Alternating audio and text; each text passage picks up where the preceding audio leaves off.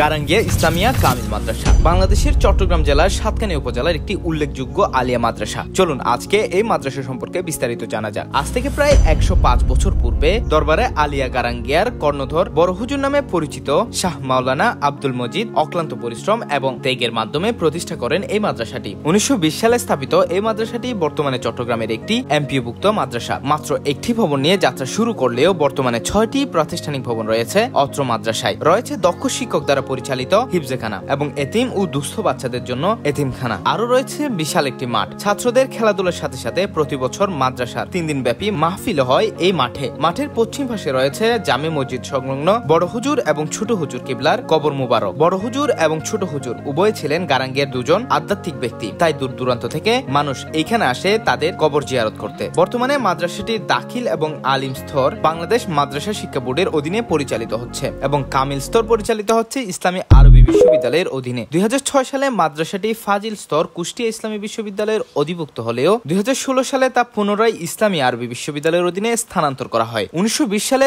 খুবই অল্প সংখ্যক শিক্ষার্থী নিয়ে যাত্রা শুরু করলেও বর্তমানে মাদ্রাসাটিতে আনুমানিক ৪,০০০ শিক্ষার্থী পড়ালেখা করে যাচ্ছে। উন্নত শিক্ষা ব্যবস্থা দূর দূরান্তের শিক্ষার্থীদের আকৃষ্ট করে এই মাদ্রাসাটি। খুবই রিসেন্টলি এই মাদ্রাসায় আল কোরআন ও ইসলামিক স্টাডিজ বিভাগে অনার্স কোর্সও চালু হয়েছে। আপনারা কে কে এই মাদ্রাসায় পড়েছেন অবশ্যই কমেন্টে লিখে জানাতে ভুলবেন না। ভবিষ্যতে কোন স্কুল বা কলেজ নিয়ে ভিডিও দেখতে চান অবশ্যই কমেন্টে লিখে জানান। আশা করি আপনাদের ভিডিওটা ভালো লেগেছে। দেখা হচ্ছে নতুন কোনো ভিডিওতে। ততক্ষণ পর্যন্ত সবাই ভালো থাকুন, সুস্থ থাকুন। আল্লাহ হাফেজ।